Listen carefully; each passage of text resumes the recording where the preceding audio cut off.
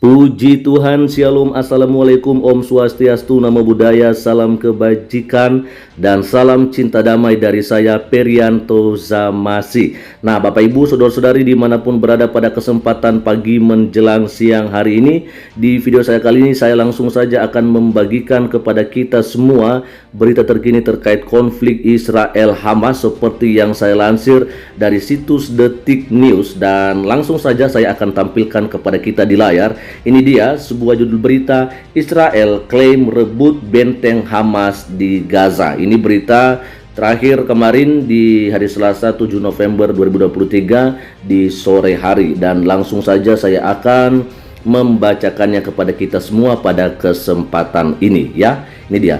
Angkatan bersenjata Israel yaitu IDF mengklaim pasukannya berhasil mengamankan dan merebut kendali atas salah satu benteng militer Hamas yang ada di wilayah jalur Gaza.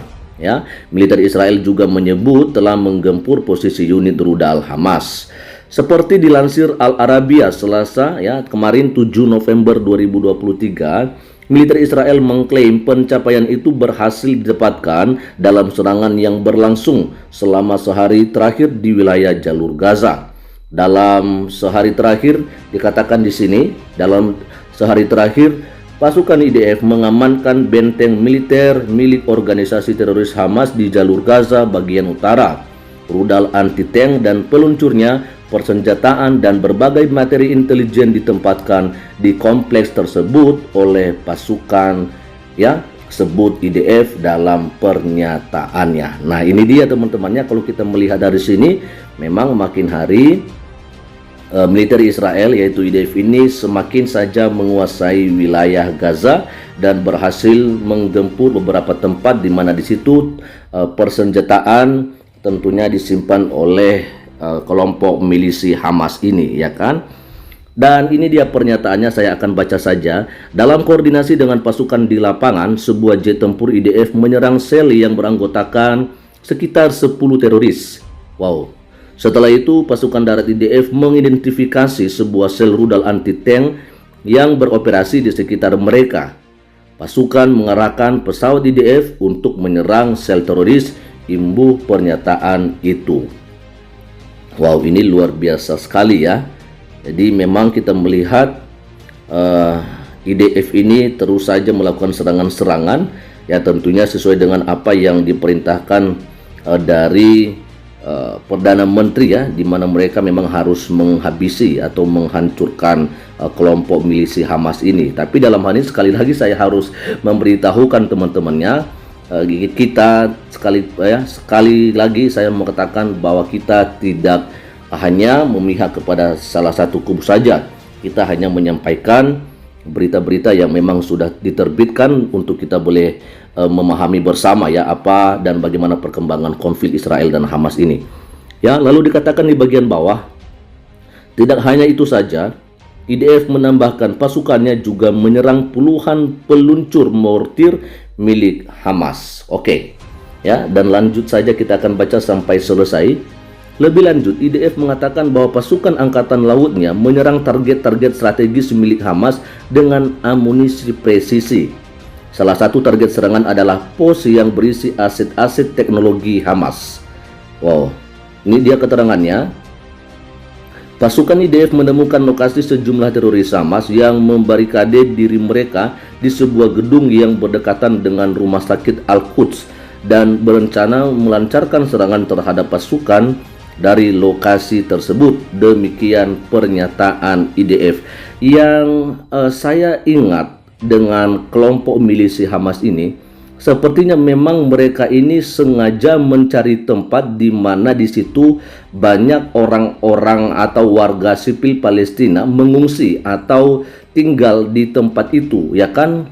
Seperti yang diberitakan waktu yang lalu soal ada gereja yang dibom, dan saya dengar dan saya juga melihat ada sebuah video di mana di dalam gereja itu ada saudara-saudara kita yang memang katanya sedang mengungsi oleh karena serangan-serangan yang dilakukan oleh militer Israel, ya kan? Lalu kemudian ketika mereka sepertinya sedang berdoa, lalu ada saja sebuah ledakan yang sangat luar biasa gitu ya.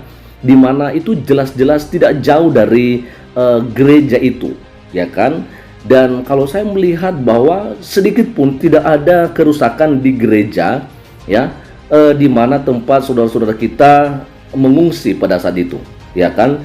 Jadi yang saya dengar itu bahwa ada justru di Indonesia kita ini, ya kan, yang menyampaikan berita kalau yang dibom itu adalah gereja. Tetapi ketika saya melihat di video itu jelas bukan gereja yang dibom, ya, tidak ada.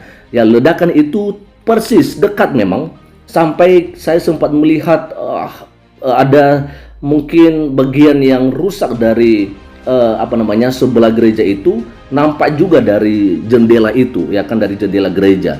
Nah, seperti yang dikatakan di sini bahwa lagi-lagi mereka milisi Hamas ini mereka memakai gedung, ya, yang berdekatan dengan rumah sakit. Ya, artinya bisa jadi ke depan lagi-lagi mereka akan mengatakan bahwa militer Israel sudah melakukan penyerangan di rumah sakit, ya kan? Padahal tidak seperti itu, hanya saja mereka ada di sebelah rumah sakit itu, ya, dan hampir dikatakan, ya, militer Israel yang melakukan penyerangan di sini sampai rumah sakit kena juga, ya kan? Padahal sebenarnya target daripada militer Israel itu adalah jelas-jelas tempat di mana mereka tinggal, ya, bukan di rumah sakitnya, tetapi di mana mereka mengungsi di situ atau menjadikan tempat itu sebagai tempat persembunyian mereka. Ini dia keterangannya, pasukan IDF mengarahkan pesawat untuk menyerang teroris Hamas. Serangan itu memicu ledakan sekunder yang signifikan yang mengindikasikan adanya depot senjata Hamas di wilayah sipil. Jelas pernyataan tersebut, ya. Oke, dan ini dia sepertinya yang paling terakhir, belum ada tanggapan Hamas atas klaim terbaru Israel ini. Israel melancarkan serangan udara dan mengerahkan operasi darat terhadap jalur Gaza untuk merespons serangan mengejutkan Hamas pada 7 Oktober lalu. Para pejabat Israel melaporkan lebih 1.400 orang yang sebagian besar warga sipil tewas akibat serangan Hamas tersebut. Ya, laporan terbaru otoritas kesehatan jalur Gaza menyebut sedikitnya 10.022 orang tewas akibat serangan Israel selama sebulan terakhir. Jumlah korban tewas itu mencakup lebih dari 4.000 anak-anak di antaranya. Wow, ini jumlah yang sangat banyak sekali, teman-teman, ya. Dan saya pikir tadi saya sudah membagikan juga bagaimana ketika seorang Pak Pendeta Gilbert Lumendong bertemu dengan Dubes Palestina, ya. Saya sudah lupa siapa namanya, Dubes Palestina untuk Indonesia, bahwa jelas dia menjelaskan di situ kalau konflik Israel Hamas ini bukanlah soal agama, tapi jelas ini adalah soal politik, ya kan? Dan mereka juga tidak menginginkan yang namanya peperangan, ya, serangan demi serangan yang terus dilancarkan. Tetapi dia dengan jelas, ya, dengan tegas mengatakan kalau mereka saat ini Israel dengan Palestina menginginkan yang namanya perdamaian.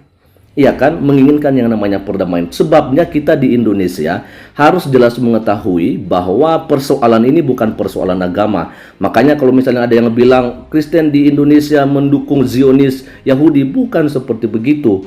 Ya, sekali lagi kalau ada pemberitaan-pemberitaan seperti ini, kita hanya ingin meluruskan atau menyampaikan kebenaran yang terjadi, faktanya gitulah, ya.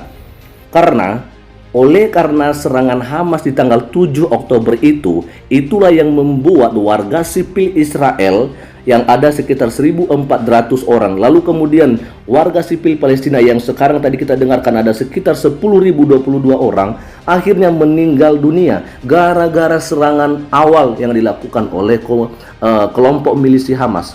Ya, oleh karena serangan awal di tanggal 7 Oktober itulah sebabnya Israel melakukan serangan balik. Dan akibatnya apa yang terjadi? Banyak korban berjatuhan. Makanya yang kita inginkan di sini adalah perdamaian, ya kan? Perdamaian gitu, ya.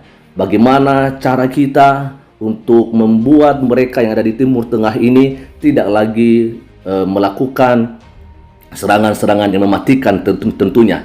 Tapi ya mungkin ini sulit memang. Tapi tetap saja kita yang ada di Indonesia jangan pernah mengatakan ayo bela Palestina, apalagi mengatakan ayo bela Hamas, jangan. Dan juga jangan bilang ayo kita bela Israel. Yang sekarang kita inginkan ayo berdoa kiranya perdamaian segera terjadi di konflik Israel Hamas akhir-akhir ini yang terus menghangat ya, dan semoga sekali lagi cepat terselesaikan. Itu saja dulu yang bisa saya bagikan kepada kita semua pada kesempatan pagi menjelang siang hari ini. Dan Tuhan Yesus memberkati kita semua. Shalom, Assalamualaikum, Om Swastiastu, Namo Buddhaya, salam kebajikan, dan salam cinta damai dari saya, Perianto Zamasi.